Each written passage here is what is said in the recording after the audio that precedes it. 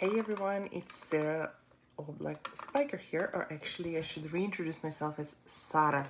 For those of you who saw my yesterday's post about European pronouncing of my name, it's Sara. I'm just playing with my light here because it's a little wonky. But I wanted to talk to you about something really important today, and it might resonate with you. It will most likely be something you have heard many times before, but perhaps today is just going to land differently. I don't know, but here it goes. When you're a strong person, when you're the person who usually is upbeat, the person who is optimistic, the person who is holding so much and is moving so much, and is usually the one who reaches out and checks on well-being of those around you, it's very easy to be dismissed, and it's very easy to be quote-unquote forgotten from people who check in on you because you're usually the one who's holding them up. But I wanted to share that as much as we want to see ourselves as invincible, as much as we want to see ourselves as strong, fierce, independent, we are still just a human. Now, that was inspired what I am going to share with you. I can't even get my words straight today. What I'm going to share with you obviously has been inspired by my personal experience, and the effects of the pandemic burnout as we know it, are finally catching up with me as well. You know, for the vast majority of the past year, I was really spared from experiences that millions around the world have been experiencing, suddenly dropped into working from home and homeschooling at the same time. I know I had the privilege of easing into it because, you know, I started a business when I was pregnant and my kids were literally born into this lifestyle, and we were able to adjust as they were growing, as their needs have changed, as the family dynamics kept changing. We were able to adjust, and it was an easy progress. And I understand so many were literally dropped into it with no warning. I understand the struggles, I understand the resentment, and I understand the challenges that come with working from home, being around the same people 24/7, being responsible for 700 different things, having to juggle so much without any breaks in between, without anywhere to go, without the usual support system. I understand it, I get it. And it's even more important now when you are this person who prides yourself with strength and resilience and tenacity to keep on going, that when you finally feel that, you know, the rug is being swept from underneath you, that your batteries are kind of coming to an end, that your cup is becoming more and more empty, it is important to find a way to nourish, to support yourself. And like I said, millions of pages, millions of minutes have been written and said about self-care, and what I'm going to share with you, what I'm speaking about, you have heard it before. But I know somewhere out here is hearing this a little bit different. It might be landing a little bit different. It might finally coming through to this particular person who needs to hear it. So there is no reward to be given for self-depreciation, for self-suffering. I don't even know how to coin this word here because it's just so complex. But those of us who are strong, who are fierce, who are independent, in particular the ones who have been taught and indoctrinated into just pushing through and pushing through and pushing through, yeah, even our ropes have an end. So I'm gonna give you a couple of examples of things that I have been doing for myself when I started to feel this pandemic burnout creeping up on me. And yes, it was it was triggering because I went through a burnout, severe burnout, that has sent me to ER. And of course, my system immediately responded with kind of a panicky mode of, oh my gosh, we're not going through that again, are we? Of course not. So what I have been intentionally creating in my world, in my business, in home, is space. Space that I can take for myself, space that my husband can take for himself, space that we can have for us, and the same thing, space that the kids have for themselves, and space that each and every one of us has with the kids, and time when we have as a family.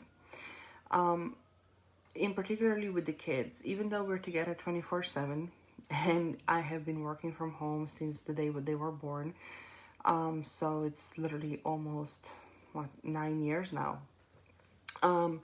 One thing that we kind of established and made it a routine is what I call date nights with my little ones, because they're always together.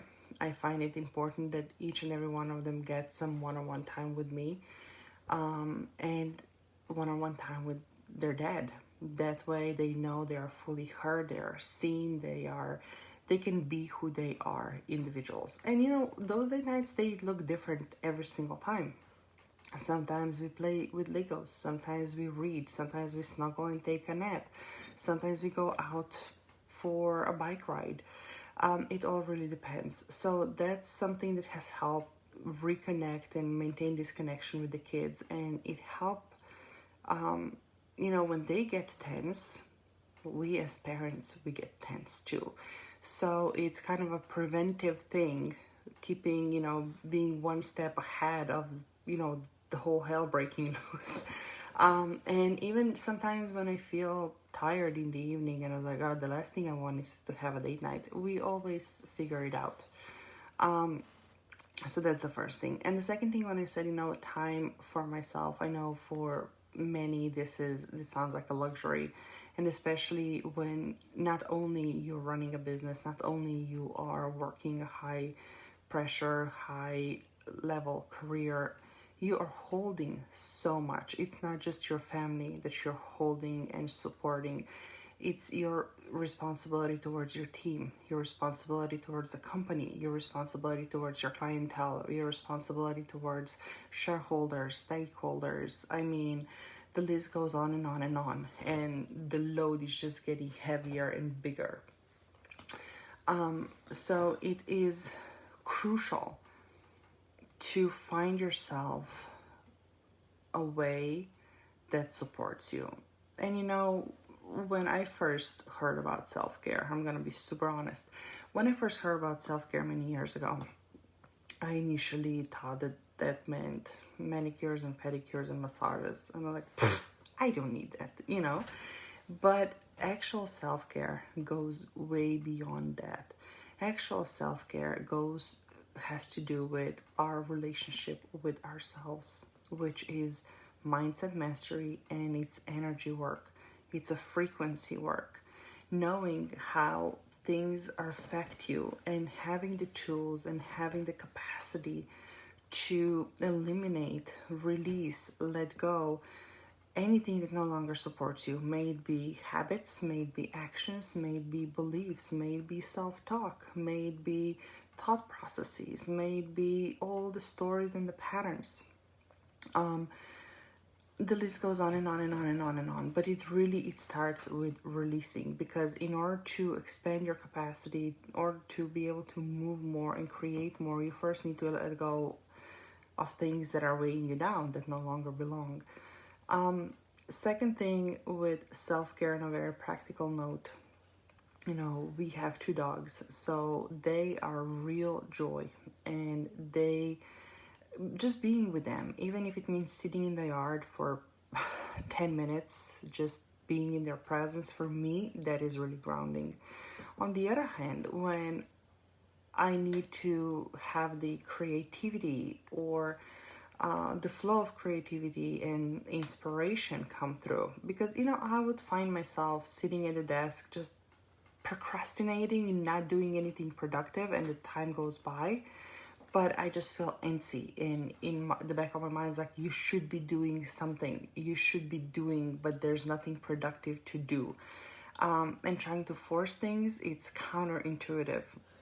So, counterproductive, that's the word. Counterintuitive is what I do instead, which is stepping away.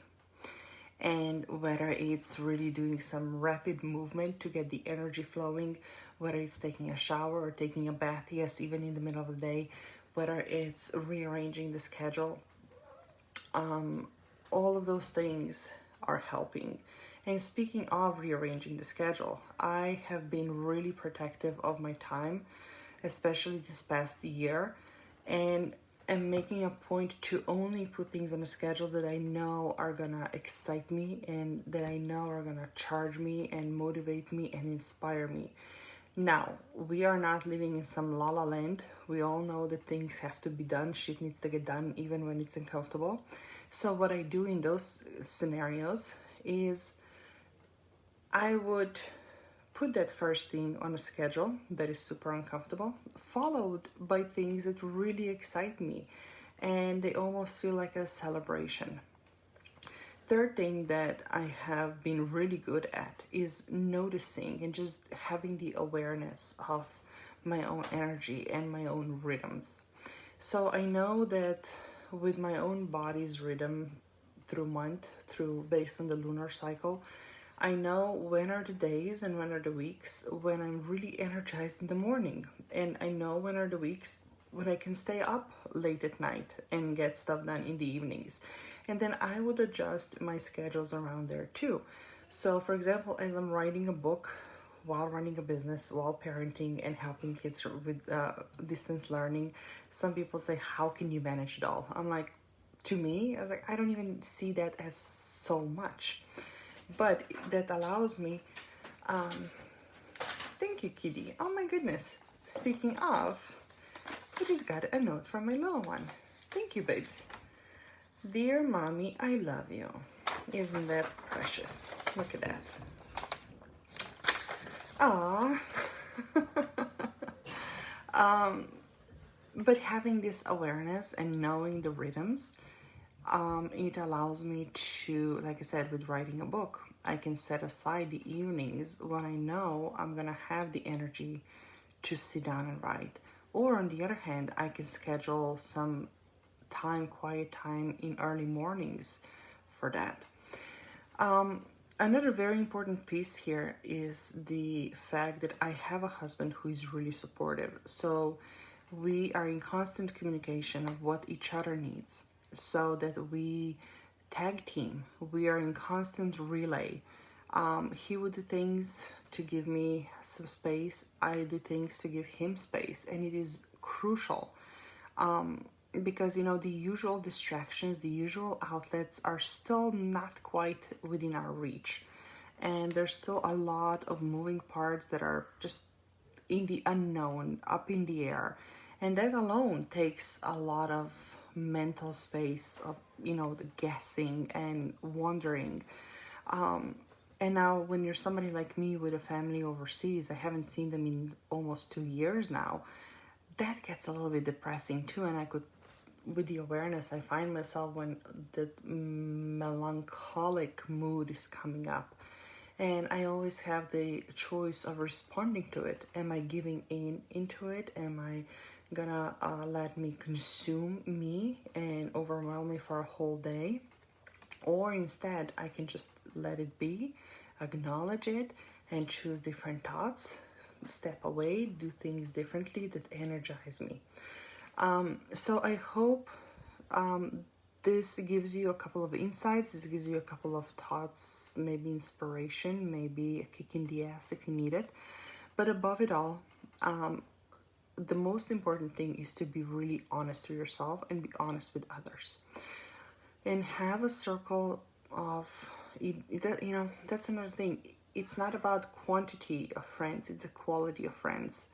And just like I'm very protective over my time and energy go, so I'm really intentional of who I spend time with when it comes to talking on the phone or having Zoom meetings. But I do have a very tight-knit community of girlfriends that I can call at any time, and there is absolutely no thing that is off topic. And we all understand this, this innate knowing. We know each other so well that we simultaneously can hold space for each other, honor where each other is, offer reflection, and offer some ass kicking if needed, right? So it is crucial to have that. And last but not least, another thing that has been really important for me is the fact that I have always have mentors or coaches that I'm working with as well, because there's so many things that they help me see and understand, and they can call me out on, and they can guide me through, that none of my friends could, because we simply have a different relationship.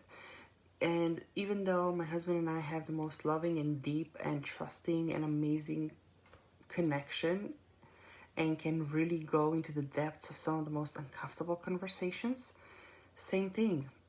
There are things that he can do as my husband, as my best friend, and there are things that are only accessible in synchronicity with a mentor or with a coach. So I trust that you already have one. Otherwise, I doubt you'd even be in my circles. You understand the value of mentorship, and moving forward, mentorship will be even more crucial for Aquarian leaders, for those of us who are not only going through day to day and making sure that things are moving and standing up, but those of us who are also holding a vision and space and energy for the future that we are building as a collective, that the future generations will step into. And that is a lot. And in the world right now, it's not just the pandemic burnout that we're experiencing, it's also socioeconomic and political shifts, and this tug of war of, the passionate tango where it seems like we're taking 3 steps forward and yet we're sliding 2 steps backwards. It is a lot. Of course, it is a lot. But with that said, give yourself the grace of reaching out and asking for support, speaking out about things that you're experiencing, and know that, at one level that you are, and at the level that you and I are playing with, quite frankly, 98% of people are probably not even going to understand what we're experiencing, what we're talking about, what we're going through, because of the way we choose to live, the standards that we're holding, and the vision that we're creating. But that doesn't mean that it's unrelatable, because there are certain things that no matter at what level you're experiencing them, they're fear, anger, sadness, this primal survival instinct. It's the same, and there's absolutely no shame in saying, hey, I am not okay and I need help, and I'm asking for support, and I'm reaching out because I need guidance, I need help.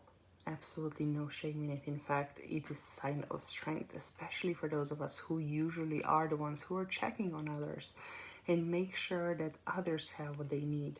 In order for us to be able to give, we need to give ourselves first. So, that's all for today. With love and light, sending you some sunshine here from New York. Take care. Let me just know how to know.